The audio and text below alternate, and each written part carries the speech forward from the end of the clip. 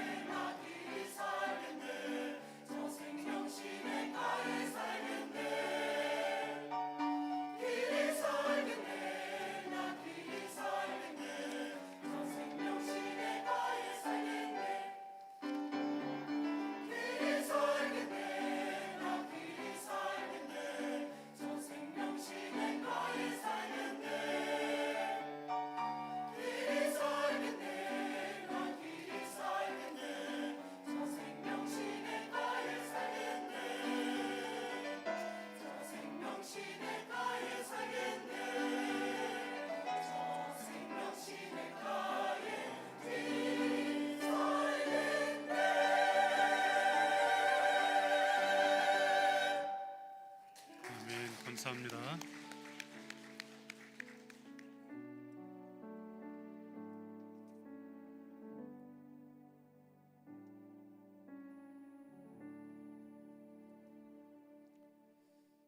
오늘 새로 등록한 청년입니다. 우리 박하늘 청년 라열 뒤쪽에 있는데 혹시 불편하지 않으면 자리에서 잠깐 일어나 주시겠습니까? 저기 여기 박수로 환영하겠습니다. 네, 고맙습니다. 네, 기도하시겠습니다. 하나님 아버지 고맙습니다. 귀하고 복된 성일에 우리 박하늘 귀한 청년을 보내주시고 또 믿음 안에 살 길을 열어주시고 주님의 거룩하심 앞에 살아갈 수 있는 은혜를 주셔서 감사합니다. 저희 이름이 우리가 함께 부르고 환영하였는데 하늘나라에서 큰 기쁨이 있는 줄로 믿습니다. 하나님께 저희 인생을 책임져 주시고 또 이 전을 드나들며 믿음이 더욱 성장하게 하시고 청년 공동체에서 신앙의 큰 유익을 얻고 하나님 나라와 열방 위에 복되게 쓰임받게 하여 주시옵소서. 저를 통해서 가정의 구원의 역사가 일어날 수 있도록 은혜 더하여 주시기를 간절히 원합니다. 오늘도 아버지 하나님 우리를 부르셔서 예배드리게 하시고 또 주시는 일을 기억하며 예물 드리게 하시니 감사합니다. 우리의 마음과 시간과 믿음을 이 예물로 드리오니 기쁘게 받아주시고 이 예물이 쓰여질 때마다 하나님 나라가 확장되고 복음이 전파되고 이 땅에 소외된 이들이 위로받게 하여 주시옵소서. 간구하옵나니 예물 드리는 손길과 가정에 하늘의 은혜를 더하시고 쓰임받는 기쁨과 충만한 평강으로 날마다 채워주시며 우리가 물질에 매이지 않고 오직 하나님만 의지하며 살아가는 믿음의 도를 부어주시옵소서. 삶의 형편으로 드리지 못한 성도들의 마음을 위로하시고 주님의 은혜를 부으시사 회복의 은혜를 부어주시며 주의 백성들이 물질로 인하여 고통당하지 않도록 도와주시기를 간절히 원합니다. 복된 생일 몸된 교회를 위해서 헌신하는 손길들을 주님께서 받아주시고 이 손길들을 통해 오직 하나님만 영광 받으시기를 원합니다. 또한 우리도 우리의 남은 생에 주를 위해서 헌신하는 아름다운 삶을 살게 하여 주시옵소서. 평생 나라와 민족과 또한 교회와 가정을 위해 살아오신 부모님들과 교회 어르신들의 생애를 은혜로 붙잡아 주시고 남은 생애가 매일 주님과 동행하는 기쁨이 넘치게 하여 주시옵소서. 하나님, 우리 자녀들은 하나님의 말씀을 가장 귀한 것으로 여기고 하나님 나라를 바라보며 세상을 변화시키는 믿음의 사람으로 살아가게 하시사 하나님 나라와 열방과 민족 가운데 아름답게 쓰임받게 하여 주시옵소서. 오늘도 우리에게 말씀을 주시니 감사합니다. 이 말씀 앞에 은혜를 구하옵나니 아버지의 이 말씀을 통해 우리를 만나주시고 주의 뜻을 우리 가운데 보여주시며 우리 영혼이 말씀 안에 살아나는 역사가 있게 하여 주시옵소서. 미약하고 허물 많고 부족한 종을 주의 은혜로 붙잡아 주셔서 오직 주의 말씀만 바르게 전할 수 있도록 도와주시옵소서. 예수님의 이름으로 기도하옵나이다. 아멘. 할렐루야. 복된 주일입니다. 하나님의 크신 은혜가 주일 예배의 자리에 나온 우리 모두 가운데 풍성하게 넘치기를 주님의 이름으로 축복합니다. 오늘 이렇게 옆에 있는 분들을 한번 축복하며 말씀을 듣겠습니다. 옆에 있는 분을 보시고 직분을 하시면 직분을 붙이고 모르면 그냥 성도님 이렇게 하시고 참 귀하십니다 이렇게 한번 축복해 보겠습니다. 자, 옆 사람 보고 시작.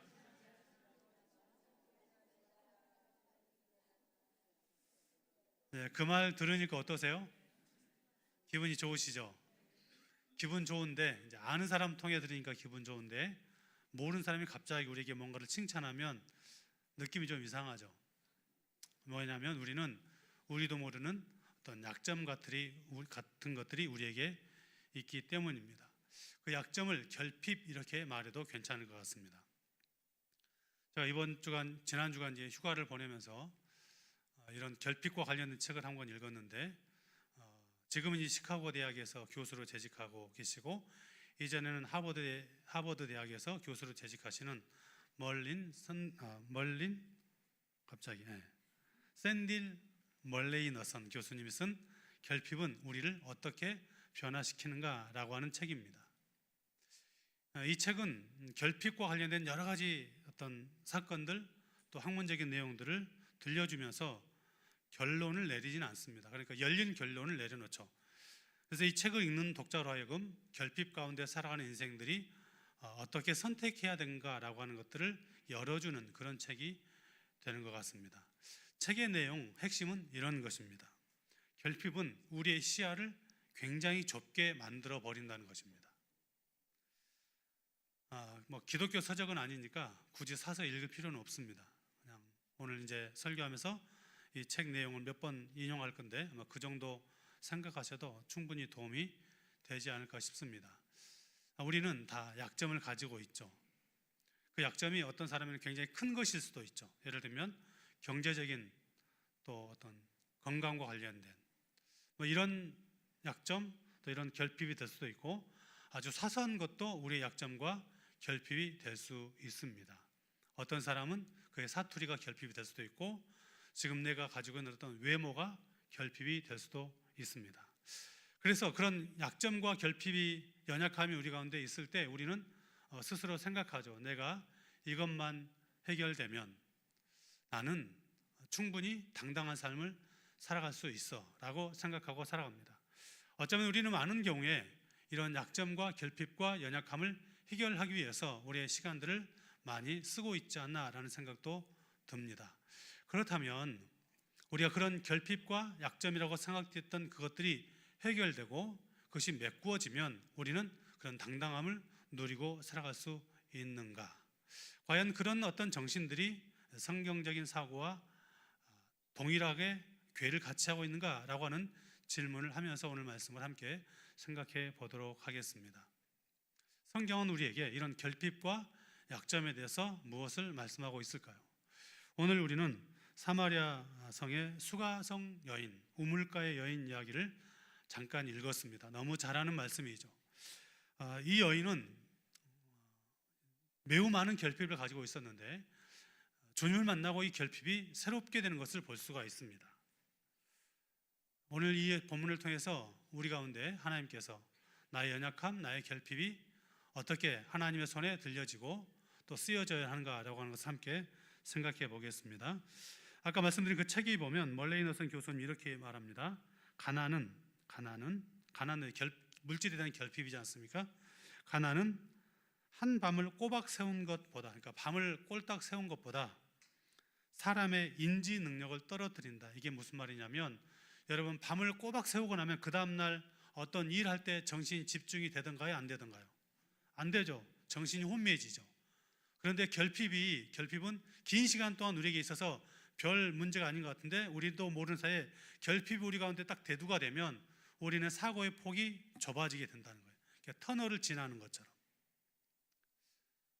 제가 그 책을 읽으면서 우리가 그렇구나. 우리가 많은 경우에 결핍이 나에게서 대두가 되고 드러나면 별것 아닌 문제 때문에 나는 생각과 사고를 좁히게 되고 굉장히 어려운 삶을 살아가게 되는 거라는 생각을 하게 되었습니다.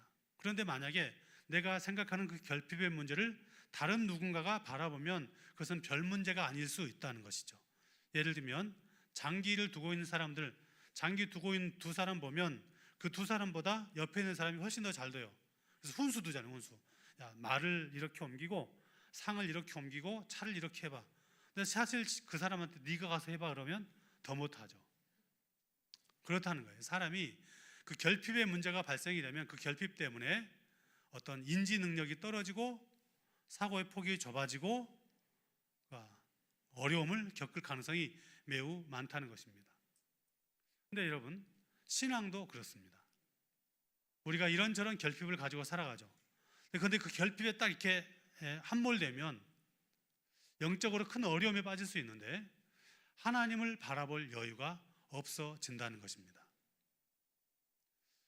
건강과 또 재정과 어떤 관계의 문제들, 이런 문제들과 연약함들이 우리 가운데 계속 대두되면 처음 얼마간은 견디다가도 시간이 지나면 그 문제에 점점 집착하게 되고 그 문제만을 해결하기 위해서 우리의 모든 에너지를 쏟다 보니까 예배를 드리는 것도 집중이 안 되고 말씀을 듣는 것도 잘 드려지지 않고 기도의 자리도 소홀하게 되는 것이 우리의 모습이 아닌가 싶습니다. 결핍은 이처럼 우리 시사를 좁게 만들어서 우리로 하여금 우리의 생각과 사고를 좁게 만드는 위험이 있다는 것입니다. 오늘 본문에 나오는 이 사마리아 성의 여인이 바로 그런 상황에 놓여 있습니다. 우리는 이 사건을 잘 알고 있습니다.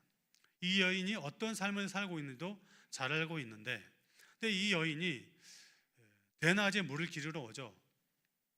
잘 아시는 것처럼 이스라엘 땅에는 대낮에 물 기르러 오는 것은 거의 생각할 수 없는 일입니다.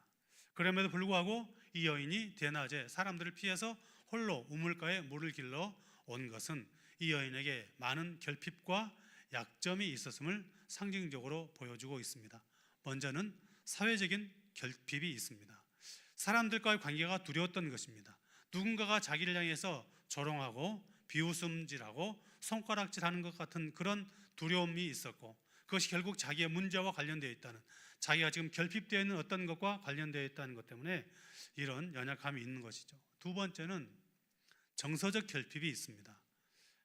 우리가 잘 알고 있는 것처럼 이 여인은 여러 명의 남자와 결혼하여 지나갔고 지금도 역시 만족하지 못한 삶을 살아가고 있습니다. 사랑과 애정에 대한 결핍이 있습니다. 영적인 결핍도 있습니다. 이는 하나님을 알지 못함에 대한 결핍이죠. 예수님과 대화 가운데 우리가 알 수 있는 것처럼 이 여인은 하나님을 알고 있고 듣고 있는데 그것은 지식적으로만 알고 있는 것이지 그 영혼 깊은 곳에서 하나님을 알지 못한 영적인 결핍이 있었던 것입니다. 그리고 주님은 그 여인을 보셨고 아셨습니다. 그리고 그에게 오셔서 그 결핍 가운데 살아가는 여인을 향해서 이렇게 말씀하셨습니다. 본문 읽었던 14절 말씀을 함께 읽도록 하겠습니다. 내가 주는 물을 마시는 자는 영원히 목마르지 아니하리니 내가 주는 물은 그 속에서 영생하도록 솟아나는 샘물이 되리라. 아멘. 이 여인이 가지고 있었던 그 결핍, 궁극적인 결핍은 결국에는 영적인 결핍으로 귀결되고 있는 것이죠. 그리고 주님은 그 여인에게 찾아가셔서 그 여인에게 내가 너에게 목마르지 않는 샘물을 주겠다. 내가 주는 물을 마시라 라고 말씀하고 있는 것을 볼 수 있습니다. 그렇다면 예수님께서 이 여인에게 주고 싶었던 그 물, 목마르지 않는 영생하도록 솟아나는 샘물이란 과연 무엇입니까? 요한복음 7장 38절 39절에 이렇게 기록하고 있습니다. 같이 읽겠습니다. 나를 믿는 자는 성경의 이름과 같이 그 배에서 생수의 강이 흘러나오리라 하시니 이는 그를 믿는 자들이 받을 성령을 가리켜 말씀하신 것이라. 예수께서 아직 영광을 받지 않으셨으므로 성령이 아직 그들에게 계시지 아니하시더라. 아멘. 그 배에서 생수의 강이 흘러나오리라. 그 배에서 생수의 강이 흘러나오리라. 목마르지 않는 그 생수가 흘러나올 것이다. 그 이는 그를 믿는 자들이 받을 성령을 가리켜 말씀하신 것이라. 이 여인에게 궁극적으로 필요했던 것은 예수 그리스도이고 성령의 은혜였던 것입니다. 단순한 위로, 또 사람들과의 관계에서 오는 어려움, 그런 연약함과 부족함을 일시적으로 잠깐 해결해 주는 것으로 끝나지 않고 영원히 목마르지 않는, 그 목마름을 완전하게 해결해 줄 수 있는 예수 그리스도, 성령의 은혜가 이 여인에게 필요했고 그것을 주겠다라고 약속하고 있습니다. 사랑하는 여러분, 주님은 오늘도 우리의 목마름을 보고 계십니다. 우리의 결핍을 보십니다.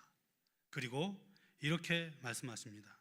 사랑하는 아들아, 사랑하는 딸아, 내가 너에게 주는 물은 이 세상에 없단다.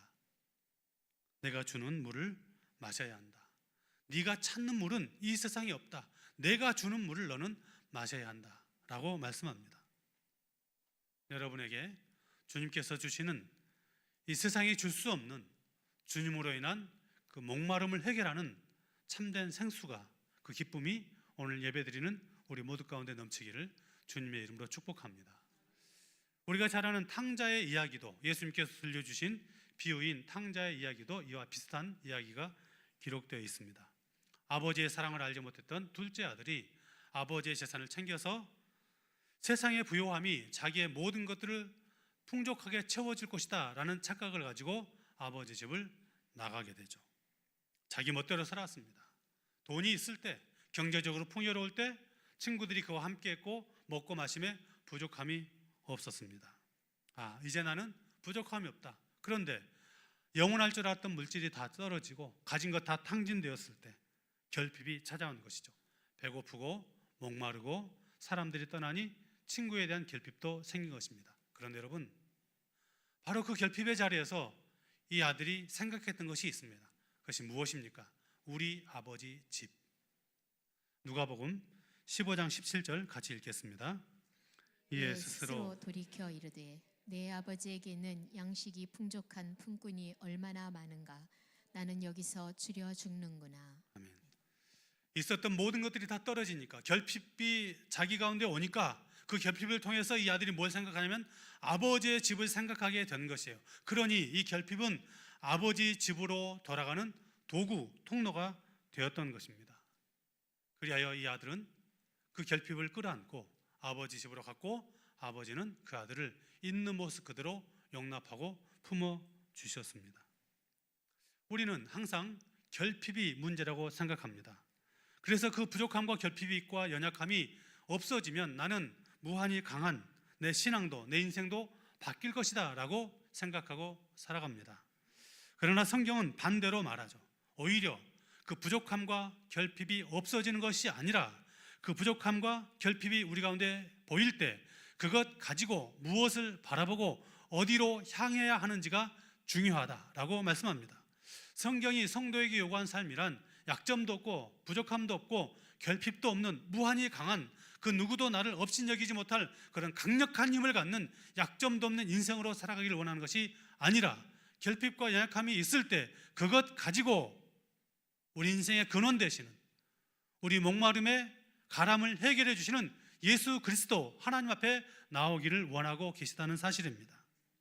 그러므로 여러분, 부족함과 연약함이 우리 가운데 몰려올 때 하나님께 나아가시기 바랍니다. 경제적인 어려움이 있습니까? 관계에 대한 어려움이 있습니까? 영적인 목마름이 있습니까? 개인적으로도 사소한 문제처럼 보이는 결핍, 이건 나에게 참 약점이야, 남들에게 드러내기 너무 부끄러운 일이야 라고 하는 것들이 우리 가운데 보여지고 느껴지고 또 그것들을 가지고 있으십니까? 여러분, 그것 숨기지 마시고 그것 가지고 하나님께 나아가십시오. 하나님은 우리에게 결핍이라는 것을 통해서 우리를 하나님 품으로 부르고 계시다는 사실을 기억하시기 바랍니다. 그 결핍 가지고 주님께 나가면 주님은 우리를 기쁘게 맞아주십니다. 또한 우리를 사랑하십니다. 그리고 주의 은혜의 보좌 앞으로 이끌어 주십니다. 성경에 보면 이런 결핍 가운데 살아갔던 수많은 인생들을 우리에게 들려주고 그들이 그 결핍 가운데서 넘어지고 좌절하지 않고 오히려 하나님께 더 가까이 나가고 하나님 그들을 통해서 하나님의 위대한 역사를 이루어갔던 것을 우리에게 들려주고 있습니다. 여러분, 설교 때마다 제가 자주 말씀드린 것처럼 아브라함이 대표적이지 않습니까? 우리가 생각할 때 아브라함은 참 믿음의 사람처럼 보여지지만 이 아브라함은 불신이 가득한 사람이었고 또한 조급함이라는 매우 성격적으로 보면 믿음의 자리에 있어서 매우 불편한 또 연약함을 가져다주는 그런 조급함의 성격을 가지고 있었습니다. 하나님께서 약속을 주셨는데 그 약속을 믿지 못하니까 자기 그 조급함을 따라서, 조급한 성격을 따라서 자기 힘으로, 내 능력으로, 내가 가진 것들로 이 문제를 해결하겠다라고 자기 혼자 스스로 일하지 않습니까? 그래서 태어난 아들이 이스마엘이 아브라함의 근심거리가 되는 것입니다. 그런데 여러분, 하나님은 아브라함을 버리지 아니하시고 아브라함은 그런 실패의 과정들을 통해서 하나님의 만들어 가심 안에 새로운 사람으로 변화됐고 결국에는 믿음의 사람으로 세워지는 것을 성경은 우리에게 들려주고 있습니다. 모세는 또 어떻습니까? 모세가 위대한 이스라엘의 지도자, 구원자 아닙니까? 그런데 모세도 약점이 있죠. 결핍이 있죠. 어떤 결핍입니까? 그는 출생의 비밀을 안고 있었던 사람입니다. 바로의 궁정에 태어났으면 애굽 핏줄이야죠. 그런데 모세가 누구 핏줄입니까? 히브리인 핏줄이에요. 40년 동안 그렇게 살아갔어요. 얼마나 두렵고 불안한 일입니까? 결핍이죠. 바로의 궁에 있으면서 나는 애굽의 왕자로 애굽의 핏줄로 살아가야 되는데 그러지 않으니 그것이 그에게 결핍이었죠. 뿐만 아니고 모세는 매우 다혈질적인 성격도 가지고 있었던 것을 성경을 읽다 보면 알 수가 있습니다. 그 다혈질 때문에 자기 동족을 죽인 애굽의 병사를 죽이고 두려워 도망치지 않습니까? 지도자로서 매우 치명적입니다. 그리고 40년 동안 광야에서 홀로 하나님과 독대하는, 자기의 모든 것들을 다 버리고 독대하는 시간을 갖게 됩니다. 하나님 그를 만나 주셨고 마침내 그를 겸손한 지도자로 하나님께서 써주십니다. 결핍이 있었지만 그 결핍이, 부족함이 아예 버림받은 조건이 아니라 하나님의 위대한 사역을 만들어가는 도구가 되었다는 것입니다.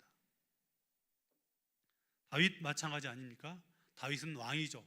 왕이 되려면 왕가에 태어나야 되지 않겠습니까? 근데 다윗은 그냥 목동이었어요. 신분적으로 매우 비천한 신분에서 시작합니다.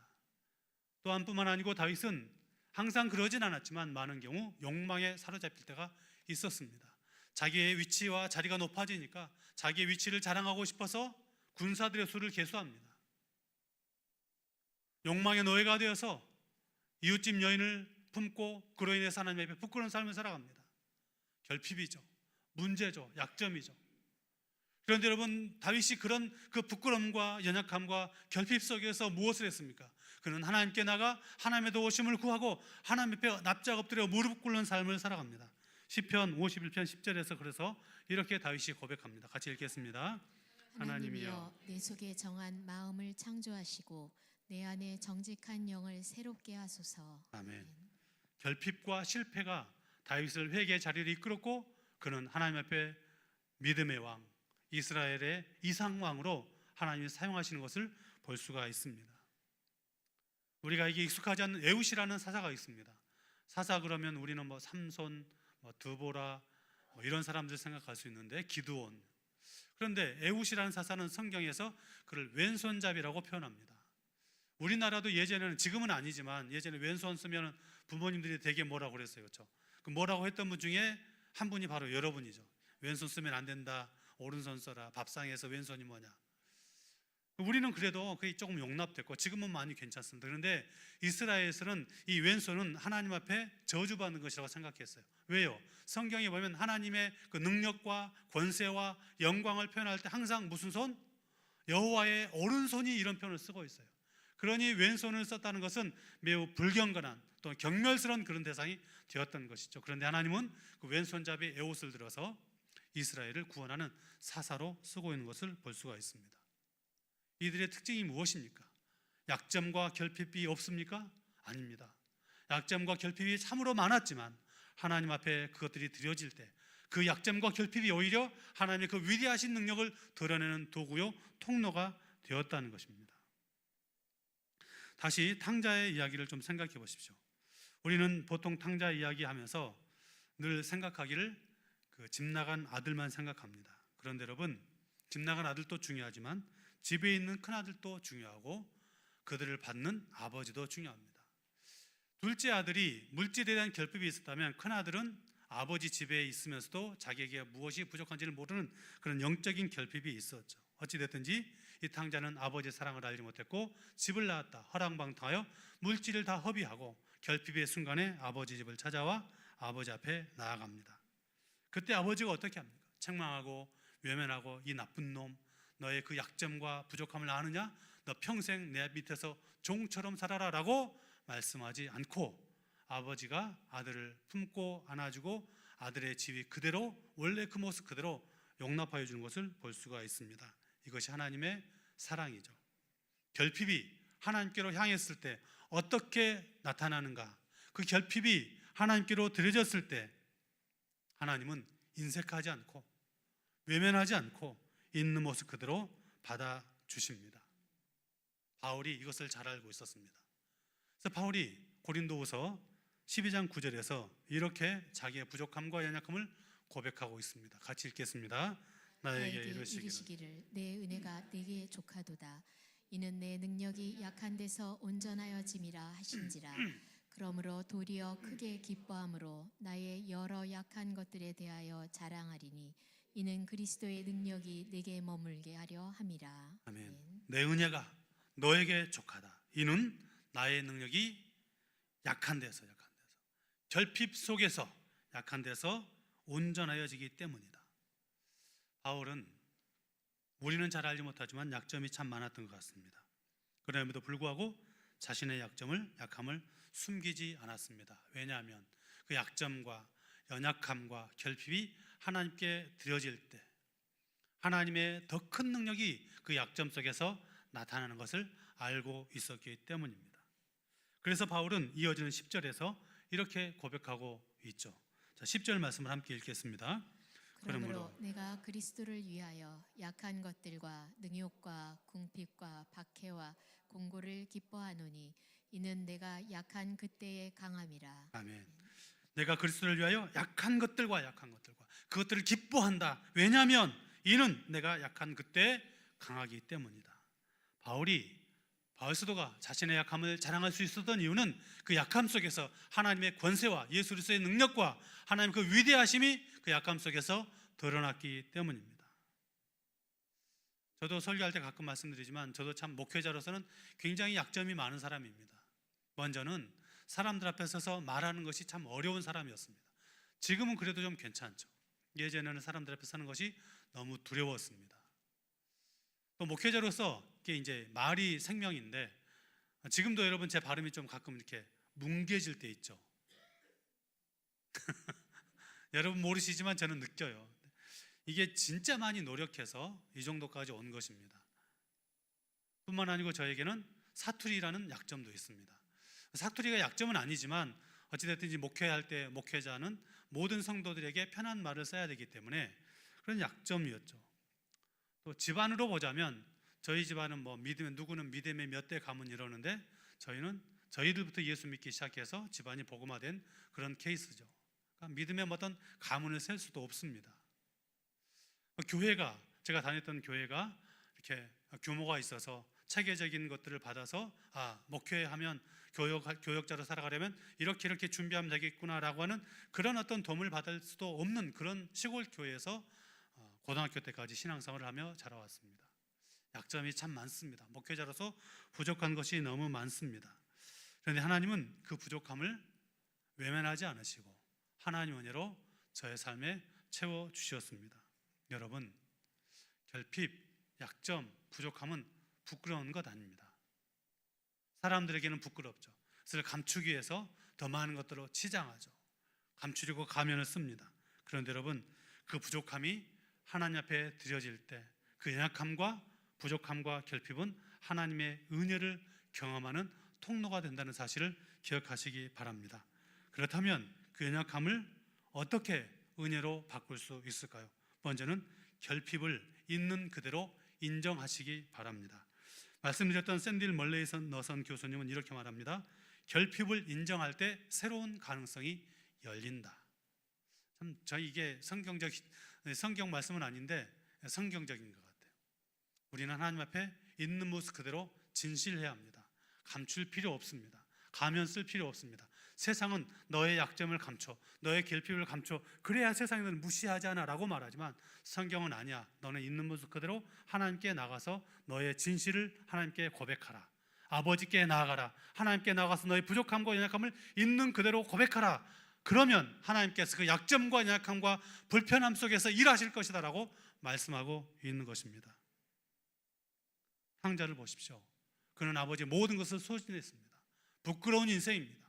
그러나 그는 그 부끄러움을 그대로 감추지 않고 아버지 앞으로 나갔습니다. 그러니 아버지의 사랑이 그를 품어준 것이죠. 이 수가성 여인은 자신의 그 수많은 결핍이 그 영적인 결핍까지 함께 가져왔고 자기의 그 부족한 영적인 결핍을 주님께 고백할 때 생수의 근원 되신 주님께서 그를 만나주셨고 그의 인생이 변화된 것을 말씀하고 있습니다. 그러므로 결핍은 하나님께 돌아가야 할 신호이자 사인입니다. 그러므로 이렇게 고백하시기 바랍니다. 하나님, 저에게는 하나님이 필요합니다. 저의 힘으로 살 수 없습니다. 주님, 저를 도와주십시오. 사랑하는 여러분 인생의 결핍은 무엇입니까? 그 결핍을 가지고 세상을 향하고 있습니까? 아니면 하나님을 향하고 있습니까? 하나님을 향할 때 하나님의 은혜가 우리를 변화시켜 주실 줄로 믿습니다. 그 은혜는 어떻게 나타납니까? 예배에서, 또한 말씀 속에서, 기도에서. 그러나 여러분, 오늘은 제가 여러분에게 더 중요한, 더 강조하고 싶은 그런 은혜의 통로를 여러분과 함께 나누고 싶습니다. 그것은 바로 공동체 안에서 이 은혜를 함께 나누라는 것입니다. 이번 주부터 구역 예배가 시작됩니다. 때로는 구역으로, 때로는 기관으로, 때로는 이 교회 공동체로 하나님께서 우리를 묶어주셨습니다. 이 공동체가 얼마나 소중합니까? 나 혼자 약점 끌어안고 버틀고 때로는 비틀거리고 눈물을 흘리고 살아갈 때 그 약점을 나를 위해서 기도해 준 사람, 나의 결핍을 알고 끌어안고 기도해 준 사람이 있다는 것이 얼마나 행복합니까? 우리 교회 장기간에 투병을 하는 권사님이 계십니다. 이식을 앞두고 신방을 한번 더 해야겠다 싶어서 얼마 전에 찾아갔는데 권사님이 이런 말씀 하셨어요. 하나님이 저를 사랑하는 거 저는 너무 잘 알아요. 그런데 이번에 제가 몸이 아프다 보니까 하나님이 나를 사랑하시는 것이 그냥 성경에서 설교로만 들어진 것이 아니라 하나님께서 저를 사랑해 주는 교우들을 통해서, 어떤 권사님은 음식 하나 싸와서 권사님 이거 먹고 힘내, 어떤 분은 기도해 주면서 전화로 응원해 주고 격려해 주면서, 그 하나님의 사랑이 나와 함께 했던 교우들을 통해서 저에게 보여집니다. 그런 고백을 했어요. 이것이 공동체죠. 이것이 교회죠. 이게 구역이죠. 하나님은 우리로 이 구역과 공동체를 통해서 우리의 연약함과 우리의 부족함과 우리의 결핍이 숨겨지지 않고 서로를 위해서 기도하는 기도의 통로로, 기도의 조건으로 되어서 하나님께서 그 공동체를 통해서 우리를 은혜 앞으로 이끌어 가기를 원하고 계십니다. 사랑하는 여러분, 여러분의 결핍이 무엇입니까? 그 결핍을 하나님께 내어 놓으시기 바랍니다. 하나님께 드리시길 바랍니다. 그렇게 살아갈 때 그 연약함과 결핍이 부끄러움이 아니고 오직 오로지 하나님의 은혜와 능력을 드러내는 무대가 될 것입니다.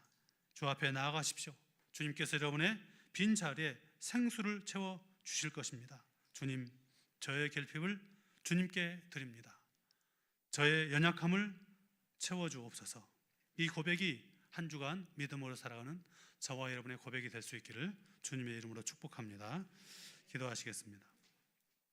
사랑과 은혜가 풍성하신 하나님 아버지, 오늘 말씀을 통해 우리 깊은 결핍과 또한 목마름을 돌아보게 하시니 감사합니다. 주님, 우리는 스스로 강한 척하며 부족함을 감추고 살았지만 그 안에 채워지지 않는 공허함이, 목마름이 있었습니다. 주님 말씀하시기를 내가 주는 물을 마시는 자는 영원히 목마르지 아니하리라 라고 말씀하셨사오니 오늘 이 자리에 우리에게 그 생수를 부어 주시옵소서. 그리고 세상의 성공과 만족으로는 채워지지 않는 우리 마음을 성령의 은혜로 채워주시기를 원합니다. 결핍을 부끄러워하지 않게 하시고 그 결핍을 통해 더 깊이 주님께 나아가게 하여 주시옵소서. 연약할 때 강함 되신 주님을 바라보게 하시고 우리의 약점이 하나님의 은혜를 드리는 통로가 되게 하여 주시기를 바랍니다. 하나님, 기도합니다. 우리 가정과 우리 공동체도 주님의 생수가 흘러넘치게 하여 주셔서 상처난 마음이 치료되게 하시고 낙심한 영혼이 일으켜 세워지며 목마른 세대가 주님 안에 만족을 얻는 은혜를 부어 주시옵소서. 이 한 주간도 결핍의 자리에 찾아오신 주님을 바라보게 하시고 날마다 은혜로 살아가는 한 주간 되게 하여 주시옵소서. 우리의 목마름을 채우시는 우리 구주 예수님의 이름으로 간절히 기도하옵나이다. 아멘. 다 같이 일어나셔서 함께 찬양하시겠습니다.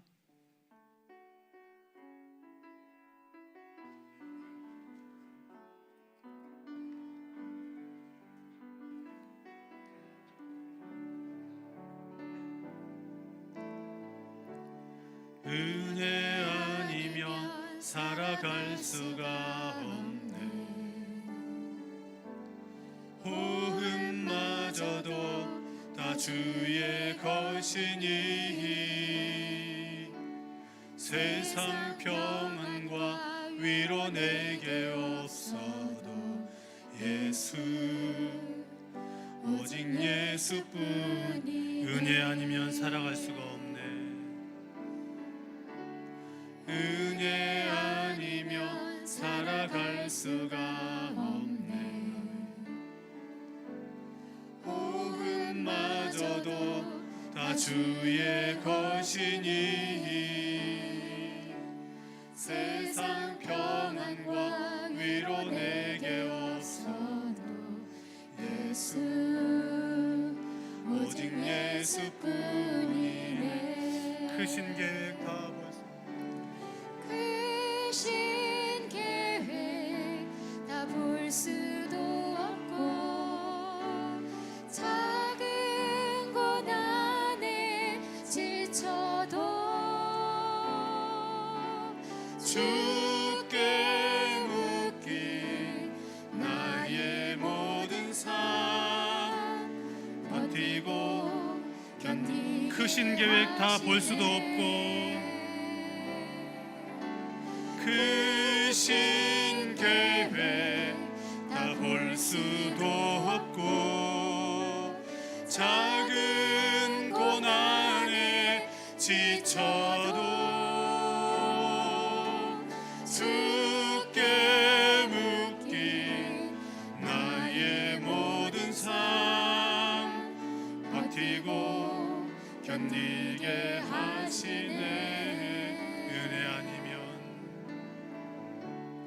은혜 아니면 살아갈 수가 없네.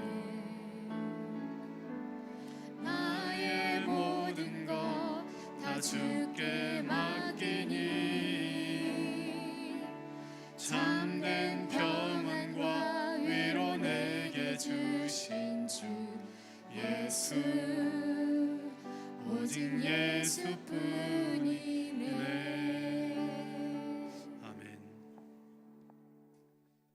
이제는 생수의 근원 되시는 우리 구주 예수 그리스도의 은혜와 그 예수님을 보내주신 하나님 아버지의 그 크신 사랑하심과 예수님을 믿게 하셔서 우리로 하여금 날마다 생수 안에 살게 하시는 성령님의 위로하심과 교통하심과 복 주심이 우리의 결핍을 은혜로 바꾸시는 하나님을 기억하며 이 한 주간도 믿음으로 살기를 결단하며 삶의 현장에 다시 교회로서 파송되는 사랑하는 주의 백성들 머리 위에, 가정 위에, 일터 위에, 삶의 터전 위에, 할 일 많은 이 나라의 민족과 북녘 땅 위에, 세계에 흩어져서 복음을 전가하시는 선교사님들과 한민족들, 그리고 군에 있는 귀한 청년들과 병상에서 주의 은혜를 간절히 간구하는 사랑하는 주의 백성들 머리 위에 영원토록 함께하기를 간절히 축원하옵나이다.